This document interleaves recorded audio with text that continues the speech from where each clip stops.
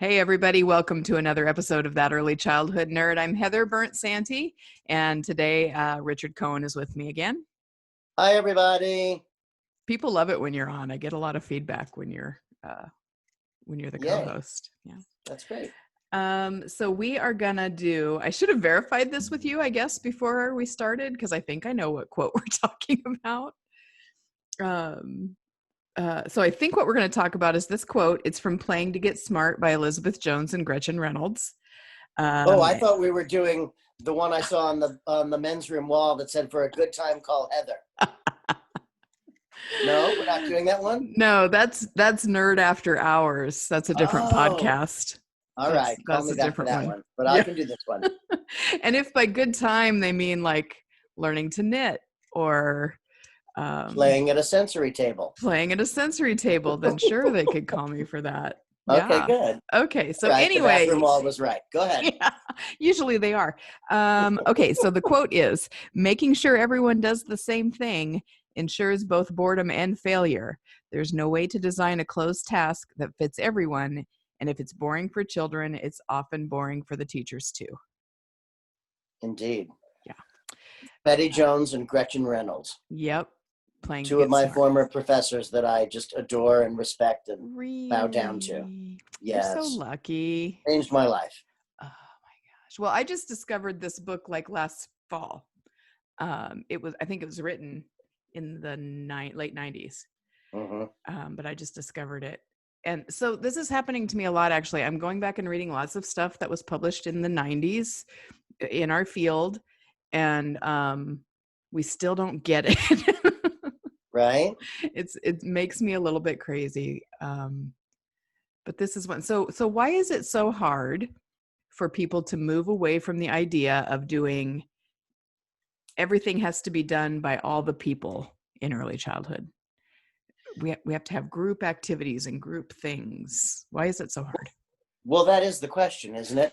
I mean, why do you suppose that there are so many people out there that think that that's the indicator of whether they're doing their job well? Mm-hmm.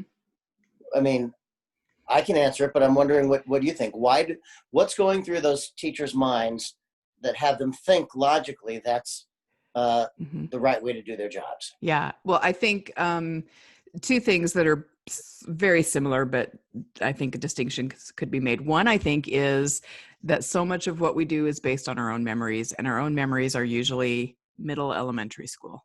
Yeah. Our own memories of being in school. And the other is so many of us are in the field because we like to play teacher. It's not because we necessarily understand how children learn. We're in love with this idea of being a teacher. Right. So we're doing teachery looking things. Right. So I think that's part of it. That I've definitely been in that category. Sure. I mean, I have too. Absolutely. But our job is to help people kind of, develop past that stage. Mm-hmm. Yeah, it's great for the ego. Uh-huh.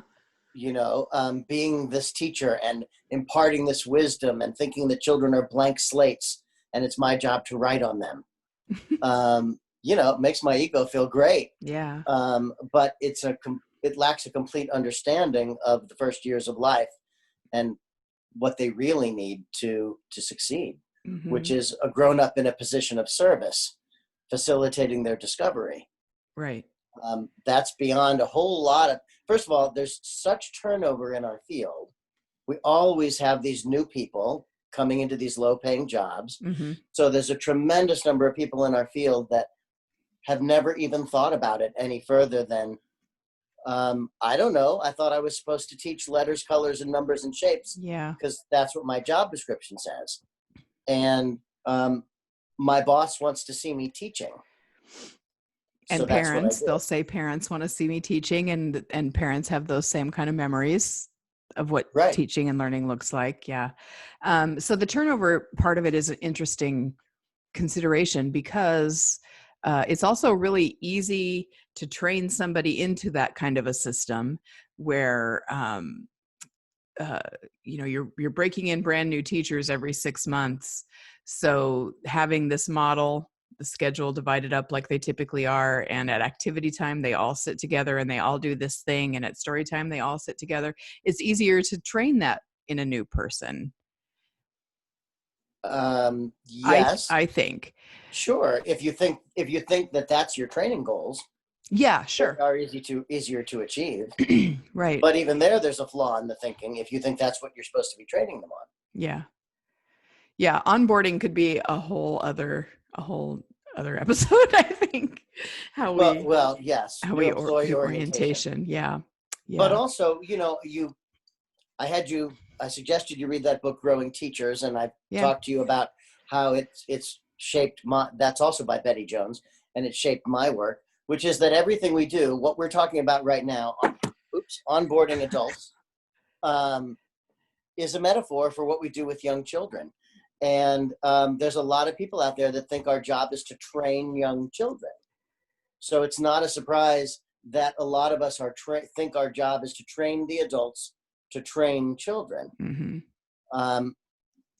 But here's the conundrum, I think, which is, as someone who's been a director,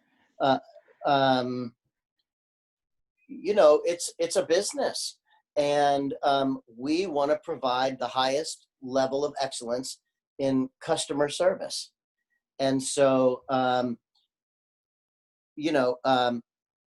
for me to take the leap of faith to trust teachers' professional development, just like I trust children's development, means that I might not be providing, my center might not be providing the highest excellence right out of the gate if I'm giving my teachers time to learn and grow and process information. So I have to find that balance between respecting their professional development and giving them time to understand the deeper things, but at the same time giving my customers a level of excellence. Mm-hmm. And I've never figured out how to have my cake and eat it too. No, no, me neither. That was one of the things that got me into some trouble at a job I was in a few years ago, was that I tried to change the orientation process, and it wasn't just a checklist that somebody went through on day one and then they're in the classroom day two. It wasn't that anymore, and so people had a really hard time with that. But like I said, that could be a whole other half-hour conversation that I made a note of to get back to. All right. But I want to go back to the quote for a minute and talk about the idea that trying to do things that way, everyone does the same thing at the same time, ensures boredom and failure. So I think what they're saying there, what they're drawing us back to, is the idea of the need to individualize, because it will be too hard for some, it will be too easy for some, it will just be uninteresting to some. You're saying that Jones and Reynolds are encouraging us to individualize for that very reason. Yes. Yeah. Right. Agreed. The problem is, before we wrap up the last topic, is that so many of us in this field think that it's about teaching, not about learning. Mm-hmm.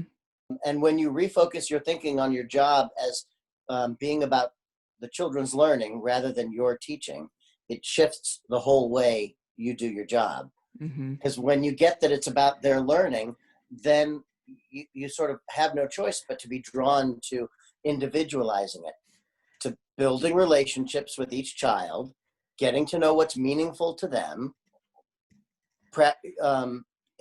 improving your observation skills so you can watch and understand and listen and understand where each child is at and what their, where their zone of proximal development is. So scaffold each child wherever they're at. And then suddenly it's more about, how do I get them to learn whatever's next for them, versus how do I teach what's in my curriculum that my boss says I have to get through by the end of the school year. Yeah. And you take the leap of faith that by doing it that way, those kids will learn all the things that are in that curriculum. But it is a leap of faith, and it's scary for some. And I sit here as a white male who, was raised in an upper middle class neighborhood. And so I've had a pretty cushy life where I could take risks. But most of the people I've been surrounded by in this field are people of lower income who need to make sure that they keep their job and put food on their table. And this idea of taking a leap of faith is just, they've got children to feed. Right. They can't afford to take the risk. Yep. And it's much easier to just do what my boss says, which is get out the coloring sheets and hold up the flashcards and make sure those kids are kindergarten ready on these 12 criteria. Excuse me. So my heart goes out to them. Yeah. But it's not the best. It's not what's best for kids. No. I mean, you're describing again, a situation that I have 100% been in. And I have lost jobs for doing things the way I believed was what's best for children instead of the way that looked best to the other adults that were watching me. Girl, me too. Yeah. That's something else we have in common. It's tricky.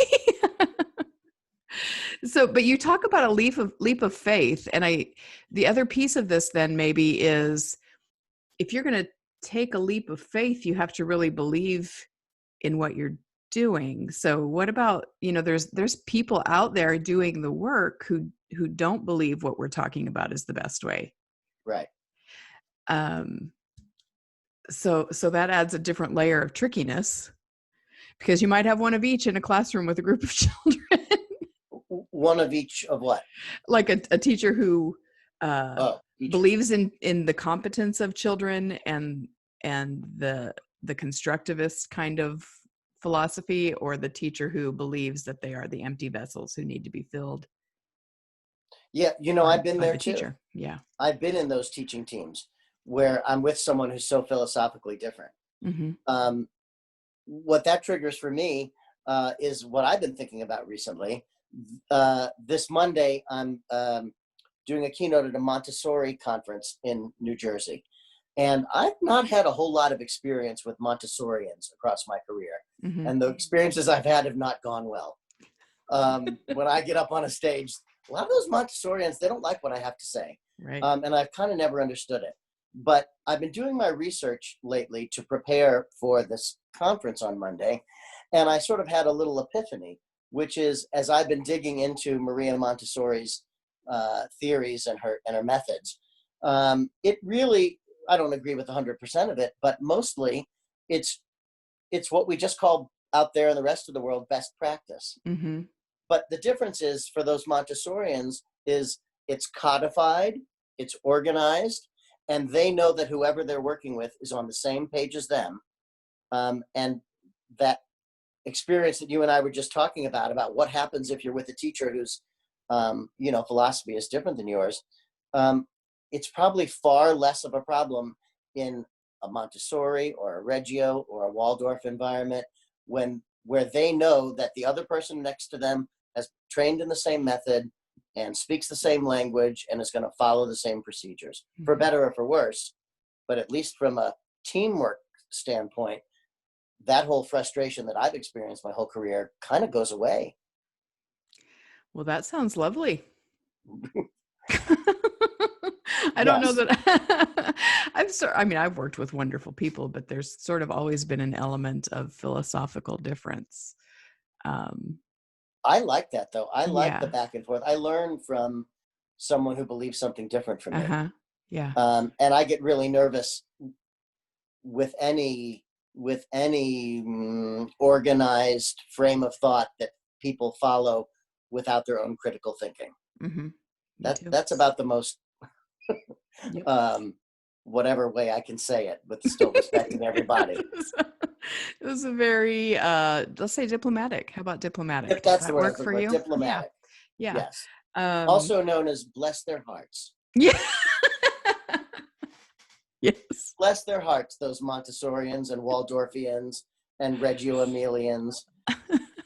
It must be nice to have one book and everyone around you following it. That's what you go by. But that's not the life I've led. Yeah, no, me neither.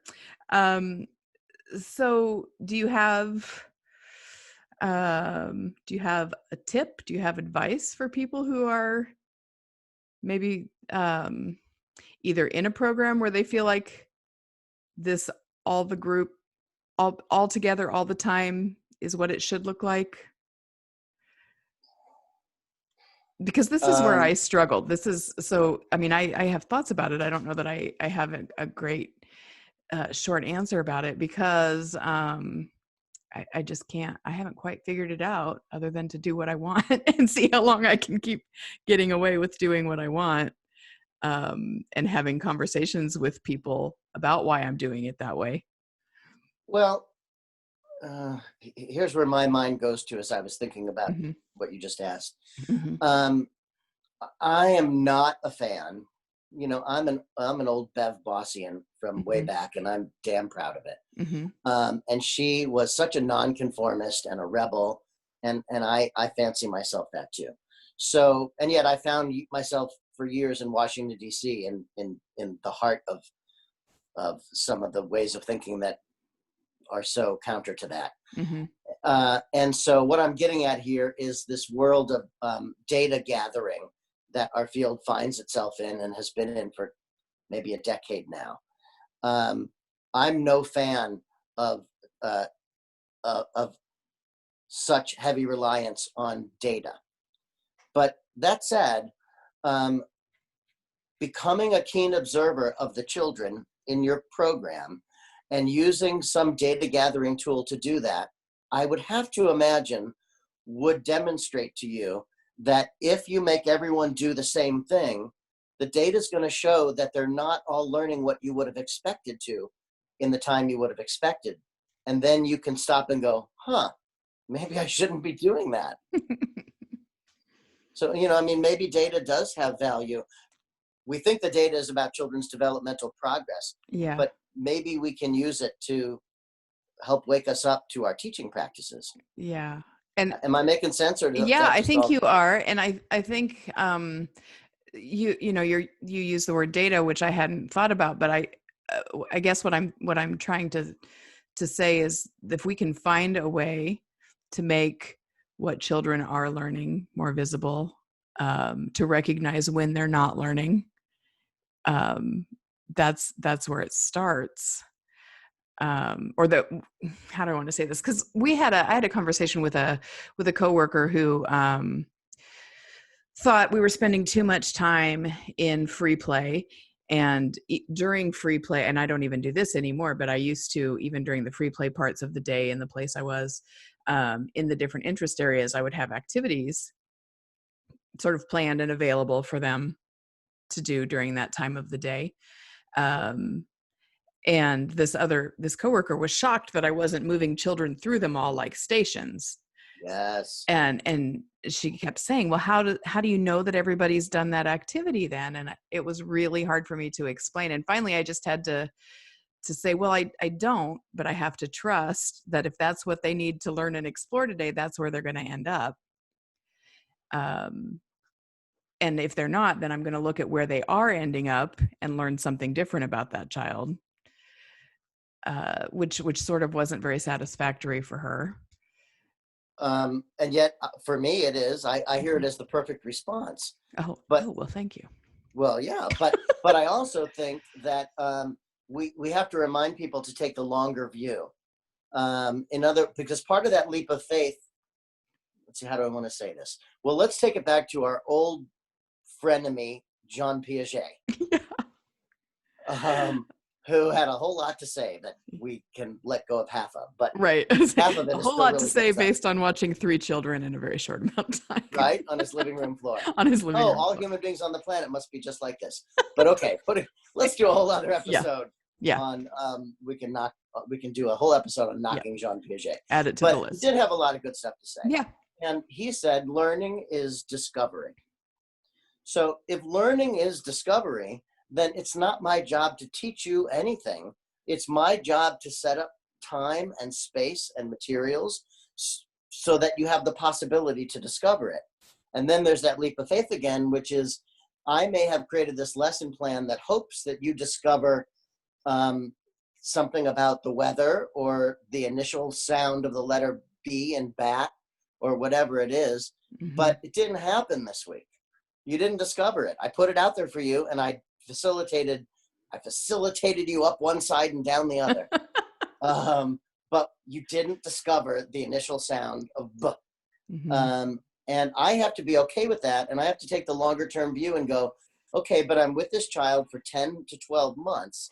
If he didn't or she didn't discover it today, that's okay, because I'm going to take the leap of faith or trust that we have lots more time to discover it. That for that child to discover whatever they need to discover when they're ready to discover it. And that by the time they're done with me, they'll be perfectly ready for what's next for them. But your question, which is a good one, is how do you convince other people of that? Yeah. And I don't know the answer to that. Yeah, other than having the experience themselves and having lots of conversations to help other folks make connections. While I am also, and I'm also making. No, go ahead. I'm also making connections during all of that too. I don't want to make this sound like right. I'm opening their empty heads and pouring the knowledge in. No, we're co-learners. Yeah, but and I think you were starting to say something about a luxury. We don't have that luxury. The luxury of having a coach. Yeah.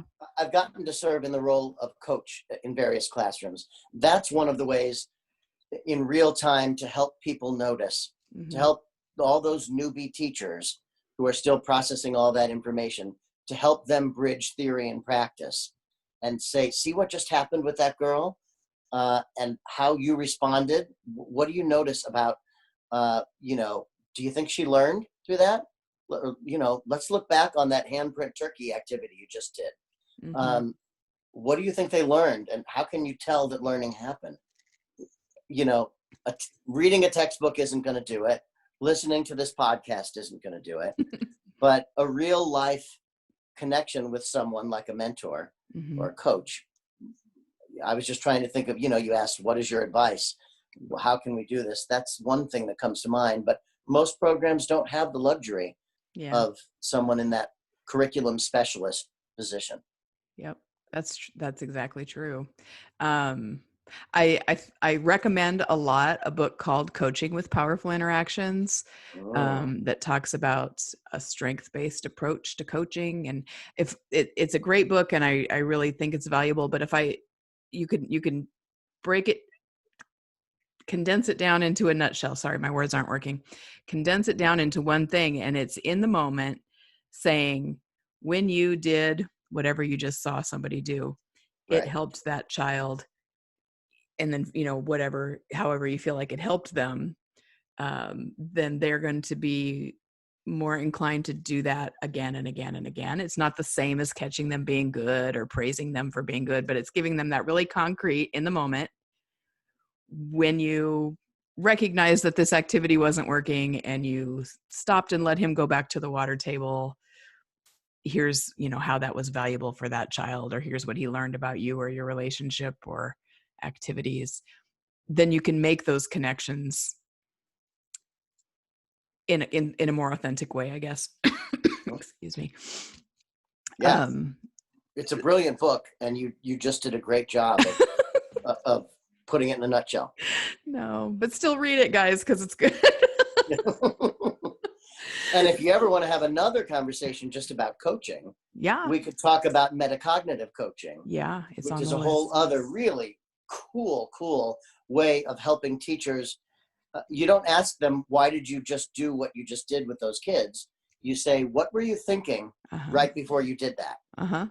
And you help teachers get in touch with the thinking that drives their teaching choices. Right. And that's a life changer right there. Yeah. And so Lisa Murphy and I have had some conversations about critical thinking, and is it even possible to teach another person to be a critical thinker, or for someone to learn to be a critical thinker who wasn't before, or whatever.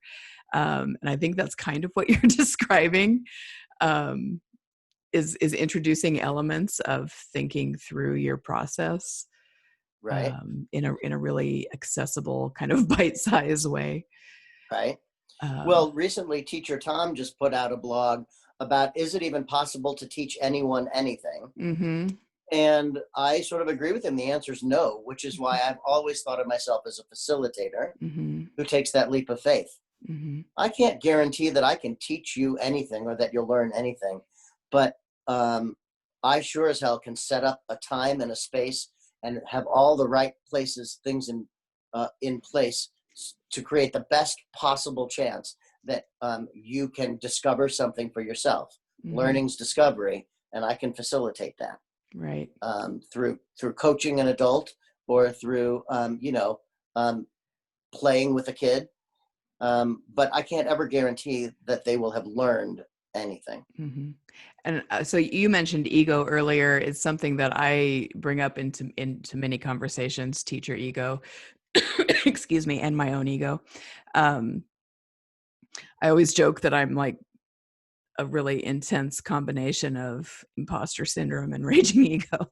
I'm never quite sure which one's coming out. What it must be like to be your husband. Wow. He's very laid back. He just rolls. He would have to be. Yeah. But I think that that's part of this, the idea that I, as one person, can know what 20 other people need, and I can plan one thing that's going to get all those 20 people, children or adults, to attain that learning thing, is like the height of ego. And hubris and so foolishness. Foolishness. So there's just a lot of self-awareness that I think comes into this conversation. Why am I so attached to group activities and everybody doing the same thing? And what would it feel like to not do it that way? What would it cost me to not do it that way? Yes. Again, I want to just not forget, there are some ways in which I'm hearing this conversation through the lens of privilege. And there are millions of people, the vast majority of people in this field, at every little ABC preschool and Miss Mary's home daycare, that don't have the luxury to think about what you just said, or would hear what you just said as a luxury, because their boss says, and they learned that their job is to teach colors and letters and numbers and shapes and make sure those kids know that by the time they get to kindergarten. Anything after that is going to risk them losing their job and their income and feeding their children. And I can't blame any of those people for that motivation. Sure.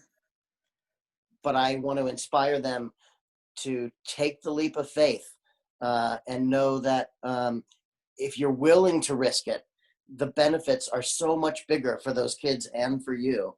Not only will you first of all, part of it is, one of the things no one ever told me when I started out in this field is that I was going to have to spend a whole lot of my career teaching my bosses about child development, and best practice in early childhood, because more often than not, I've reported to people who knew less than me about this stuff. And if I was going to do that, if I was afraid I was going to lose my job, then I had to have the courage to give them articles, give them nowadays links, to help them understand why I'm doing what I'm doing, and to bring them along on that leap of faith, and to help them then trust these kids are going to come away from our program blasting through kindergarten so far ahead of the other kids in terms of their problem solving and critical thinking skills. And that's going to reflect so well on our program, and you're going to bring in more enrollments and money. But if I don't have the self-value and empowerment to do that, I'm just going to do what I'm told and do my job and keep my paycheck and do whatever that curriculum book I bought that has all those cute lessons and activities in it tells me to do in September and October and November, because I don't have anything more to rely on than that. And, this part of to bring it back to this quote, the end of it is, if it's boring for children, it's often boring for teachers too. Yeah, right. But a lot of those people that I'm talking about, their boredom is not even relevant. I'm just there to teach and make sure those kids know their letters. Whether I'm bored is not even one of the questions I have to consider. But in our world, yours and mine, we understand, co-learning and co-regulation, and that if I'm enjoying it and my curiosity is piqued and sparked, then that will rub off on the children, and we'll have this amazing learning experience together. But most of the people in our field, that's not even in their world. Mm-hmm. Yeah, I just had a conversation this afternoon with a couple of the graduate students that I work with where, I mean, it was a totally different topic, but we talked a lot about the value of being proud of your baby steps and being proud of the little thing you can do towards a goal. We're all sort of looking for this big, beautiful moment of grand change. And if we can look at okay, so yeah, I did have to get through that curriculum that they gave me, but I did this great relationship building thing with the child who's been difficult to reach today, or something like that, or they were laughing when we sang together, just those kinds of things. Right. I think there can be a cumulative effect if you're in one of those spots where you feel like a big change is going to be scary or risky or difficult for me or for them or for whoever. There's value in baby steps. Absolutely. I mean, in an early childhood, we call them approximations. Right? Yeah. So the child almost got their hands through their sleeves of their jackets. That's not a failure. That's yes, you're even closer to learning how to put your jacket on by yourself. Yeah. That's your baby step. I'm here to acknowledge that and go, yeah, that was so great. You almost got both hands through your jacket. Yeah. I can't wait to see what happens tomorrow. So another way to extend that metaphor that you talk about with how adults learn and how children learn. Right. We can make those same kinds of approximations with the adults that we're working with. Exactly. Or talking to. Yeah. Or talk about the same kinds of approximations. But again, like I said earlier, it's a challenge for someone in the boss role, because you want to respect their approximations. But on the other hand, you've got customers who want reassurance that their children will be ready for kindergarten and that their money is being well spent. So it's a really fine, often painful line to walk when you're in the director's shoes. Yeah. And this is on my list. I'm serious. We make a list every time we record. And then when we record the next time, it's not a topic from the list. So I'm going to be more intentional about that. But I just, I sometimes think, I'm not saying that there's no pressure from parents about readiness and learning and proving all that, but I think we exaggerate it a little bit. I think there's some wiggle room we don't give ourselves with that argument. But that's, again, another conversation. Indeed. I will bite my tongue. Okay, good. Good. So just shut up, Richard, because this episode is done now. Damn it. Okay. We should do one of those, like how they have those after shows. Like, we didn't get to all of our topics on today's Tonight Show. Yeah. So go onto the internet and you can see the after the Tonight Show conversation. Right. Here are the scenes that didn't make minutes. It. Yes, we should do that. Okay. Well, you put that one on your list and we'll see what we can do. All right. Thank you very much, Richard. You're welcome. Thanks, everybody, for listening to another episode. We'll see you next week. Bye. Bye.